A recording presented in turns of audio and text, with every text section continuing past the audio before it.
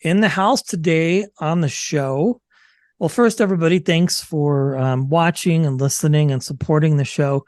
We have one of my favorite comedians. I'm excited. He has a brand new special do-over that just dropped a few days ago on YouTube. And then he has a dry bar special. And of course, the Comedy Central days, we have to reminisce about that because that's where I first became familiar with you. You're laughing, but thanks for hanging out, Josh. I appreciate your time. No, I'm super happy to be here. It's very kind of you to say. So thank you Yeah, for having me. 100%. So, as I mentioned, Comedy Central back in those days, before Netflix was a thing and all this other stuff, that's where I became familiar with you. You had a lot of great bits, and then you put out a couple albums and you've been touring, but you have this new special where it's connected with 800-pound gorilla, right? But we've had a lot of their comics on the show. So essentially, please correct me if I'm wrong, the concept was you had talked to them and then you're putting together some new material, but also some of the greatest hits. Yeah. So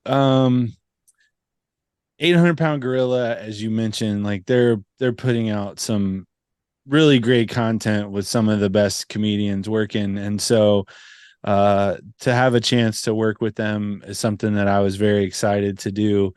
And so what we decided to do was, it's called do-over because that's in essence what it is. It's a do-over of a lot of old material. So it's material from my Comedy Central Presents, and then my first album, which was on Comedy Central Records, and then my second album, Unsung Hero, which was on Comedy Dynamics, and then my dry bar special. So it's a mix of material from all those things, re-recorded, kind of updated into 1 hour long set that's, I feel like it's pretty evergreen other than maybe the COVID joke at the very beginning. But in terms of like stuff that I've done in the past, like it's stuff that really doesn't have a shelf life in terms of my life, like it's Right. kind of still relevant in my personality or, my relationship with my wife or my kids. And so it was kind of fun to like revisit some of that old stuff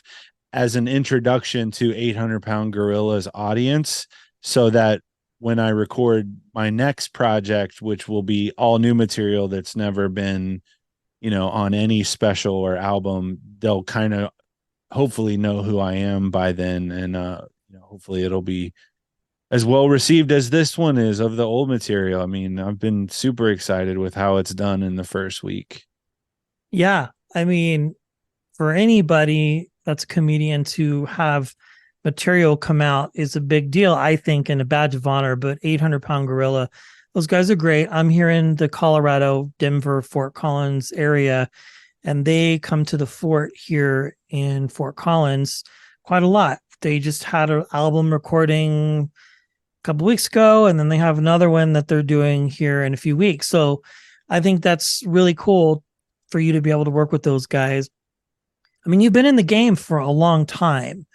You mentioned in the specials, you talk about the fact that you were home for so long, and then you were like the antithesis of everybody else. You're like, I want to get out of the house and get Yeah. on the road again. So did you do any of that Zoom stuff? I know a lot of people did, and there was a split whether people liked it or didn't like it, or how I well did or not unwell it was. personally. Okay. No, I didn't do any just because I like I think every comic plays to their strengths, and I think one of my strengths is like timing and like reading an audience, so that Yeah. if I have a tagline or knowing when to end a joke or begin the next one, it's all just sort of like a vibe that I have in the room in that moment of like when to drop the next line, or how long to let a laugh play out that's not too long. And so I just never felt like I was going to be able to replicate that um over Zoom. And so I was also very fortunate, that I have an apparel company that I started with a Yeah. buddy of mine in 2005. And I do social media for a couple national brands, like completely anonymous. Nobody knows it's me when they're talking to these brands. But those two things never really put me in a position where I felt like I had to take whatever comedy work would come my way during the Okay, that's pandemic. cool. Yeah. And so if it meant that other people got to do it because I didn't, or just I didn't have to because I had these other sources of income, like all those things kind of played in a factor of why I was like, I'm gonna wait this out. Hopefully it won't be too long. That's funny. I talked to Steve Hofstetter and Ben Glebe, and those guys did the virtual comedy club. I don't know. Yeah. I think he bought like a church somewhere and had all these people coming through, built Yeah. a floating stage. Ben did in his basement. Uh, and I think they're still doing it. I'm not sure They because are. I think at that time we all just thought we would never leave our house. I will say I bought a ticket to a Louis Anderson Zoom show, which was amazing because he died like shortly after. So I would probably not have seen him anywhere else, but it was kind of interesting. I was able to watch a few shows. The Who's Line guys did a few things, and it was interesting times, but you're out now, we're touring, and you've got the special. As I mentioned at the beginning, I became familiar with you during the Comedy Central days, and I've heard a lot of comics talk about it lately as to like what happened to it or did they compete. When you were at that part of your career and you're doing these specials, you won a couple contests, you're on their label. Would you have ever imagined that they would have gone away? Like that was like the place to go for every comedian. I don't mean that as a dig, but I'm very curious because a few people I've had recently, I've asked them that question and they've had different opinions about what did or didn't happen to the network as far as that goes. I don't, I think there's some irony in that the same thing had just happened to MTV, who was Yeah. owned by Viacom, just like Comedy Central was. That's like all of a sudden MTV music television doesn't have music anymore in the way that Comedy Central doesn't seem to have like stand-up comedy specifically anymore. Yeah. I just feel like in anything you have to stay ahead of the curve or adapt with the times. And I think that they were passed in a lot of ways by the streaming platforms, or just when you're the only place people can get comedy for so long, and then like that you can get it anywhere. Yeah. It's kind of like what radio has been going through for a long time, of like, why are you listening to a local radio station hoping your favorite song is going to come on when you could just play your favorite song on a loop? Your And iPhone. I so, mean, yeah, it's yeah. like, yeah. And so, I just feel like certain companies like Netflix, Amazon, YouTube even were seeing, the migration from watching television in real time as it happened to on-demand programming on your phone whenever you want it. And the people who shifted to that model quickly are the ones that are kind of have the biggest audiences for stand-up. Yeah, that's very insightful. It was interesting. I like to hear different comedians' opinions on that, specifically ones that were like a shelf piece for that network for years, like Premium Blend, just so Mm-hmm. many different things. But you've had a robust career outside of what happened to them in your own way. You've had success by touring and the specials. I want to ask you, when you are deciding that you're going to do this and take greatest hits from different parts of your life, how do you even decide where to start? Because you have a lot of great material. Like, you sitting down? Are you running bits with your wife, or are you just kind of in a corner somewhere and trying to figure out how you're going to do it? Or does 800-pound gorilla have input to you as well and say these are ones that we think would do well on the network? Um, when we first started talking about it, um, I kind of I was kind of what you just said, like, who do I bounce this off of? Like, how could I, how do I pick? But as I went back and kind of listened to some of the older stuff, there were just certain bits that I felt really resonated with me still to this day, or that were some of my favorites to perform, that I might have kept in the act longer than some of the other stuff. Um, like there's material on my Comedy Central album that I wouldn't do today, that, I wasn't real proud of. I think a lot of comics go through that in some facet, whether it's like makes you cringe that you ever said it, or just like you took the easy way out on a punchline, or, you know what I Okay. mean? And I don't know if I've just gotten soft because I have kids, and things that I used to find were funny back in the day, they don't make me laugh anymore. I just want to challenge myself more to try to find a less obvious punchline. But I just kind of picked the stuff that either I thought at that time when it came out was the bit or bits from that piece that people mentioned the most in that moment of like, oh, I saw your Comedy Central special and I really like this, and it would always be like the story about farting on Jessica Oh Simpson, yeah, or, that's a classic bit for sure. yeah, which is, I think that's of one of the course. first things I heard from you was that when your album came out, or maybe it was on one of those. Yeah, that's a great bit for sure. Yeah. So there were Nobody just could tell certain that parts. story. I mean, that's like a one in a lifetime thing. Yeah, my mom's real proud that that's why some people know me. That's It's funny. funny that you kind of do these things in that moment of your life, and you're curious to see what will resonate or will stand the test of time, if that isn't too, hyperbolic. But when I was at this Star Wars I'm a huge Star Wars nerd, if you can't tell I by can tell. everything. Yeah, I was gonna say. Yeah, that's pretty cool. I went to this event in Anaheim at the convention center. It was like Comic-Con, but just for Star Wars, called Star Wars Celebration. Oh yeah, And I that's a mean, big deal. there's like 50,000 people like walking around this thing. Like it is elbows to elbows. And a lot of them are dressed as characters, and I'm just dressed like this, a hat, probably a hoodie or a t-shirt, just walking around looking at vendors, and someone taps me on the shoulder, and I turn around and he just goes, "Did you fart on Jessica Simpson?" And I was just like, "Yeah." And he goes, "I knew that was you." And he basically just said that, he listens to comedy at his desk at work on, Pandora or Spotify or something. And when a track is playing, it shows the album cover of that track. And that album, Unacceptable, is like just my face. And he's like, "I've seen your face like a million times sitting at my desk just listening to comedy." And I would just could not believe that of all the things I've ever said or done in my life, that I would get recognized in a crowd that big for that story. Yeah, it's a really iconic story, and again, just lends itself to your talent and ability as a comedian to be able to tell a story.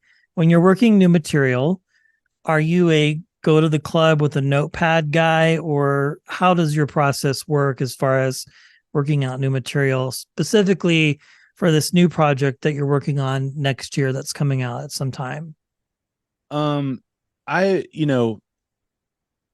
for a myriad of reasons, whether it's getting married and having kids, and my dad passed away, and it just sort of gave me like this sort of like mortality kind of thing of, I want to be around for like the most important years of my kids, and I really Yeah, cut back on touring, and then the t-shirt company and the social media stuff, like all those things combined, like really kept my attention away from just cranking out new material. right. And I also don't feel like I'm prolific in the way that some of the people that I enjoy watching the most are, the Nate Bargatze's and the Bill Burr and the, Tom Segura and Jim Gaffigan, like the people who can just crank out hours, not saying that there's not effort on their part, but they just present it in such a way and with such frequency that you're just like, I can't even wrap my head around it, even as somebody who's been doing comedy as long as I have. And so I've always been sort of I work out new material as it comes to me. instead of I'm getting rid of this hour and I'm going to write a new hour. It's like, oh, I have a new 5 minutes, so I'm going to take out an old 5 minutes. And then after I Okay. do that, 12 times, now I have a new 60 minutes and I'm ready to record something. So whether that's over the course of, 5 years or 3 years or however long it is between projects, I feel like it's a lot more organic and it doesn't feel as manufactured for me and my style. A lot of people, when they come out to me after the shows, the one thing they'll say is like, man, it was like you're just up there talking, and the reason I think that they think that is because my style is very laid back and almost, even though it's one-sided, it's still kind of conversational, and I like to tell stories. I like to have like longer form kind of comedy than a bunch of like rapid fire quick bits. And so when it comes time to try out new material, I'll often just do it when I'm on the road in the middle of like a 50 to an hour Okay. set, because I can kind of slide them in there. And I like to, instead of just going, oh, here's a new joke, like I want to figure out, well, where is this, does this joke go in my act as it stands right now? How do I get into it? And then how do I get back out of it, with material that I'm already doing? So I try to pay as much attention to the segues in and out of new material. But then I also just work it out on stage, in that I don't sit down and write it all out beforehand, because I think when I do that specifically, I lose that sort of conversational style, and it becomes very like rehearsed and memorized, versus if I just kind of have an idea of what I want the joke to be or where the punchline is, and I force myself to talk through it in real time on stage, I end up talking the way that I would talk off stage, and it feels more organic in that regard, if that's not too, dramatic. No, well, I feel like this conversation we're having now, like you're comfortable, you're relaxed, you're settled in. Same as if I saw you on stage somewhere, like it would just be the same thing. It's not like on stage and off stage, Josh is different, except maybe a little bit more elevated when you're performing. You know what I That's mean? accurate. That's absolutely Like accurate. there's obviously like when I had Mark Normand on during the pandemic, he's one that on stage, off stage, he's still the same. Like he was really hard to keep up with the conversation because I couldn't tell if he was being serious or if I was getting under his skin by the questions I was asking. He's amazing. I mean, But like he's a his great rapid, guy. yeah. Yeah. Same with a few others. So yeah, I mean, I feel like this is normal and you don't feel pressured necessarily to like, have to just throw bits out or perform at a certain level. It's interesting because I was going through and looking at the trajectory of your career and your voice, and it's in the sense of like how you tell stories and the pattern and things. Like when you first started getting into the game, was it a conscious decision on what kind of comedian you wanted to be, as far as like observational or point of view or conversational, or did you just get up at an open mic and that what you said in that moment and what came Yeah. out just defined you immediately because of the response? No, I was all over the place for a long Did you time. mimic anybody by any chance, or did you just? Well, I think that if you were to get like super nerdy about it and really watch like my newest thing, like Do Over, which is, like you said, like it spans material from like 25 years of doing stand up. And I feel like if you were to really sit down and watch that, and I were to tell you who my influences were, you would be able to pick up on it while you were watching it, of like, that's what Probably. he got from that guy.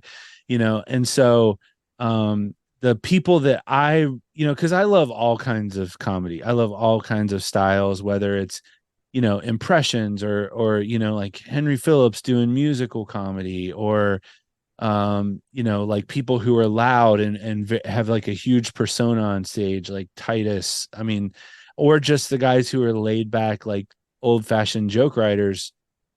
Like a Bill Is Engvall that's just like, Bill Engvall, Ron White. So like if I look back and I think about the people whose style influenced me the most, It's the storytellers, like, as weird as it is to say, Bill Cosby and Ron White, and these guys who could just paint pictures of like things that, whatever degree they actually happen, you just sat there and you could picture the whole thing as though you were sitting there watching it in real time. And then, Yeah. the wordplay, like the Stephen Wright and Mitch Hedberg, who's my favorite of all time, of just like the silliness and embracing puns. The timing aspect, like, a little before my generation, but they were a big deal to me, was the Smothers Brothers, Oh yeah. and then like Wendy Liebman, and now like Anthony Jeselnik, and like the timing of just knowing, like being comfortable in silence and knowing how to kind of embrace that. If they're being quiet, that means you've got them and you can take them wherever you want them. And I think if you watch my hour long set, you'll see the storytelling, you'll see the wordplay, you'll see the timing, you'll see the observational stuff from, Seinfeld and Jake Johansson, and I don't know. There's so many people that have influenced me, but it was also great. I saw Chappelle last week in Raleigh. I mean, I go see him whenever I can. He's another Mount Rushmore face for me. And it's like, I saw him in the same building that I performed in opening for Larry the Cable Guy. And they both brought out the same number of people to this building. And it just, I still learn from stuff like that, to be in there and go, there's as many people that like Chappelle as like Larry the Cable Guy, and it's not a lot of crossover, but that just means there's something for everybody out Yeah. there. And I think that somebody like me, like learning that, it makes me feel way more comfortable to just do material that's true to me instead of stuff that I think other people are going to like, even if it's not my favorite stuff. Because if I just stay the course and do stuff that's funny to me and fits my style, that eventually over time, like, the people who share that will come out to see me, instead of trying to cater to wherever I'm going to be that week, or what I think the people on TikTok or Instagram might like right now. Yeah, there is a boom with TikTok crowd work, and a lot of people have a lot of opinions about it. And I think it's interesting. A lot of the people, if you listen to some of the most recent guests I've had, some are like, it's, you're selling, swampland in Florida. That's like BS, because if I go to your show, it's not going to be that. And others are like, hey, if I can use it to engage people and sell tickets for a club, then I'll do it. So it's interesting.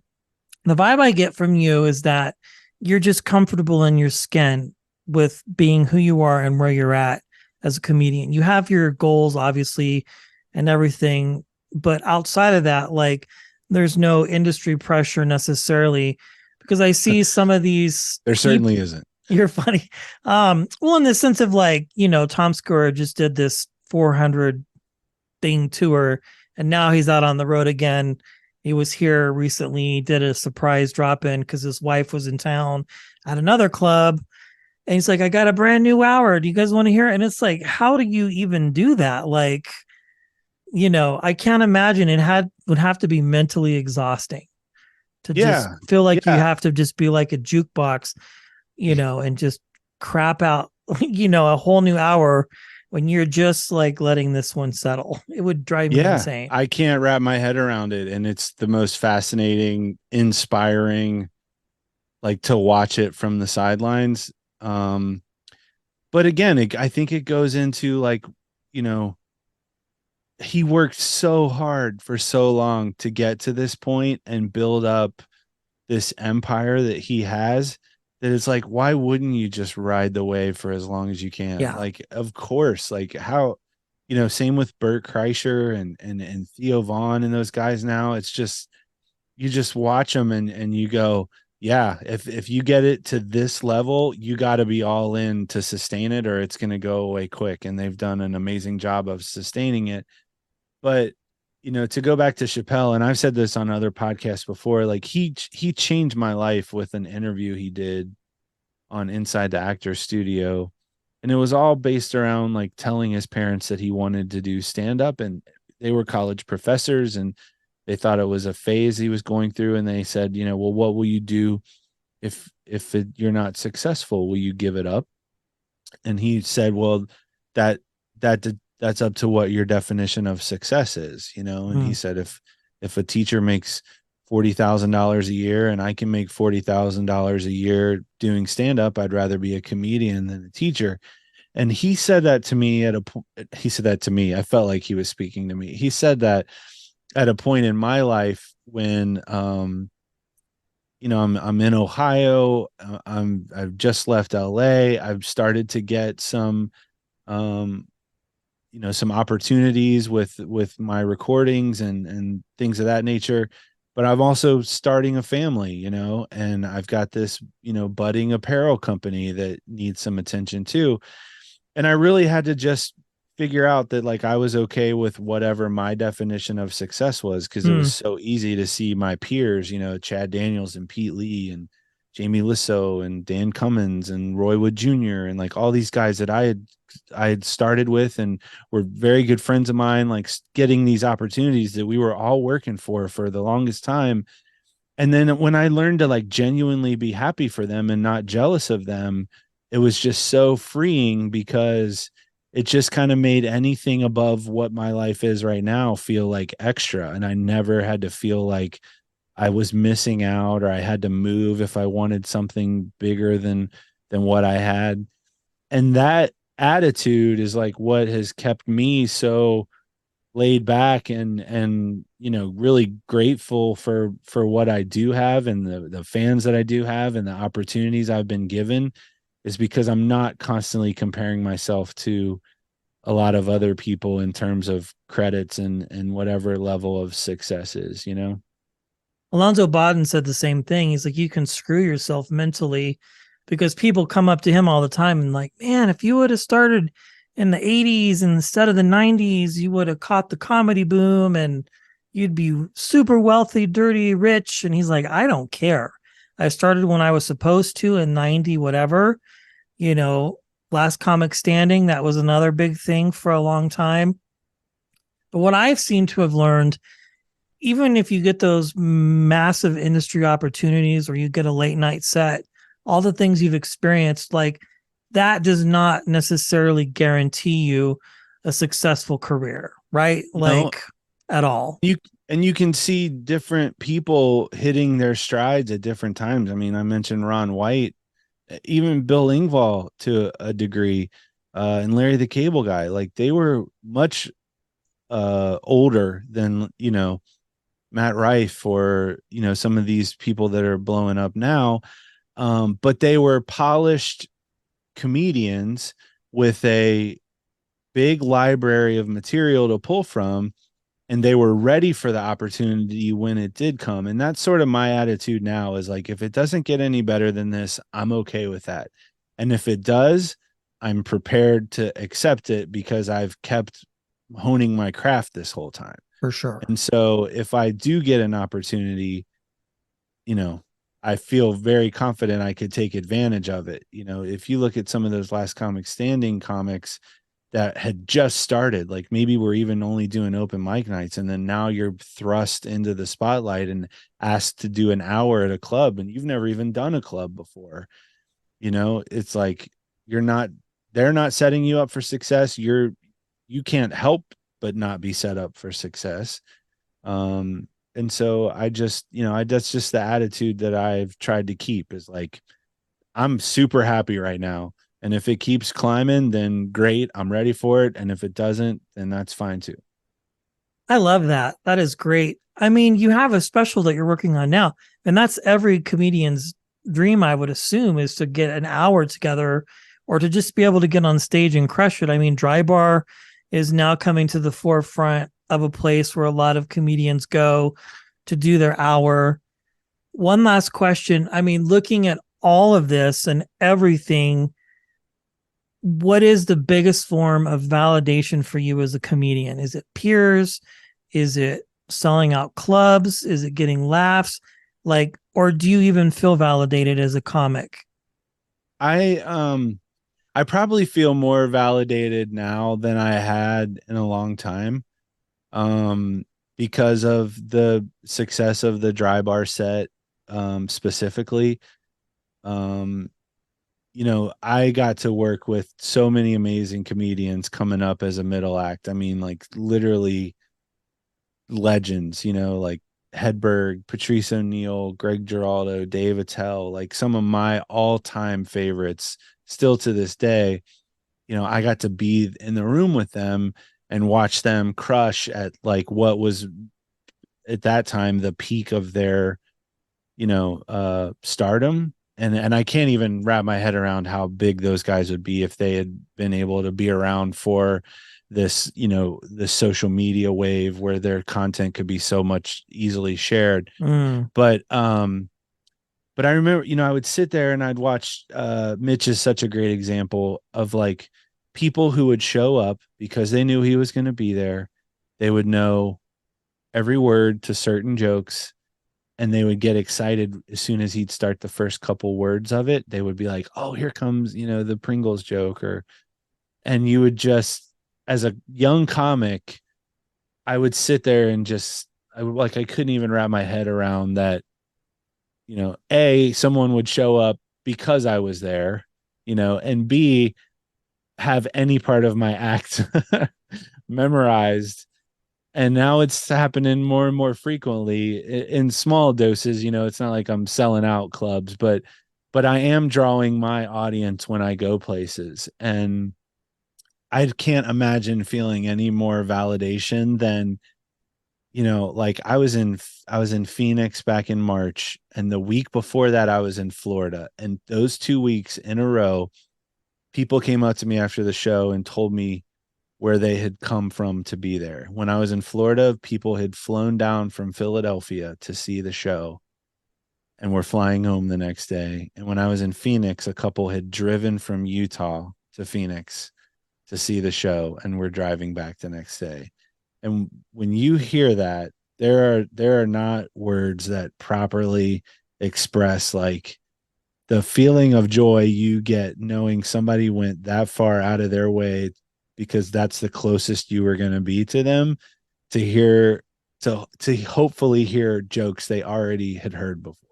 Like I just, no amount of people, even if that's one person a week, it will make me feel more validated than I think when that happens. I love it. Well, you got to talk to your booking team or whoever manages that. You got to come out to Colorado, man, and work some of the clubs here. I'm trying, actually. I'm trying to get to a place. I believe it is in Fort Collins. Yeah, the Comedy Fort. Yeah. Actually, it's a different place. Is it the Lyric Theater? Possibly, maybe. I can tell you if you give me 2 seconds. I can tell you what it's Yes. called, and you tell me if you've heard of it and if I should come.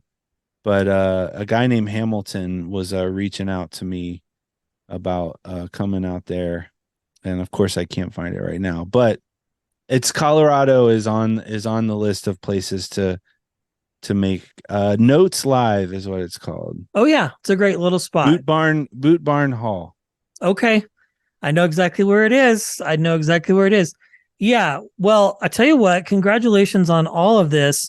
The special is now available to watch on YouTube. Do over your dry bar and all your other things. And then if people want to get a hold of some of your other albums or things that you've done, where's the best place to go?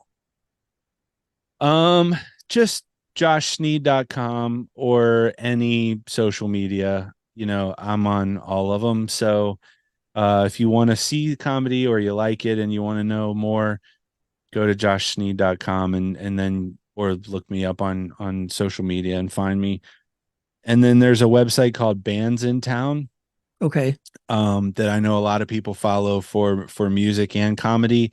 You can find my profile on there, and that will let you know when I'm coming to your town, because that's the problem with social media, right? Is you post something and 2% of the people that you were hoping would see it. And inevitably I'll play Fort Collins, and then the week after I leave, somebody's like, "When are you going to come to Fort Collins?" I would probably be that guy commenting on social media and then getting dragged by somebody. That's funny. Or just Google comedian farts on Jessica Simpson, and Josh will literally come up in the first. Did she ever respond to any of that at all, just in a random sort of way? I'm I don't know curious. if we have time for an extra story or not, but Yeah, go ahead. So I was in Dallas doing a show, and the club had sent like a car to pick me up at the airport, and the driver was like so excited when I got in the car. He's like, I couldn't wait to meet you. And I said, why? And he goes, I'm a huge fan of stand up. I love your story about farting on Jessica Simpson. And he was like, and one day I was assigned to pick her up in a limo from the airport. And he said, I had the CD ready, and she got in the car, and I started it like a track or two before that story. And he said, as soon as the story started, she just pressed the button that raised like the window up the divider between the front seat and the back. And he's like, so I know she's heard it. But what's really funny, and it's funny you bring it up about Googling farting Jessica Simpson, is there was like one time back in the day where my website crashed. My manager called me and he's like, what's wrong with your website? And I said, what are you talking about? He's like, it's down. And so I went to go check it, and yes, it was down. I called my buddy who runs it. I was like, what's going on? He was like, it looks like there was just like a big spike in traffic, and it crashed the site. And so come to find out, what had happened was um Jessica Simpson, who has like a line of clothing and other stuff at Macy's, was in a meeting at Macy's and sitting off to the side because she, like her business people were at the table handling it, and she tried to let one slip, and it was not quiet, and everybody knew that it was her that had farted because she was off to the side by herself, and it got to the point where somebody let TMZ know about it, and TMZ on their TV show did this story about how Jessica Simpson had farted in a meeting at Macy's. And I guess enough people heard that story secondhand that they went to Google and typed Jessica Simpson farted, where I was already the number one search result because of my Comedy Central special. And so I got all the traffic from Love that it. thanks to her farting in a meeting. I love it. Well, Josh, thank you so much. It's been a pleasure, my friend.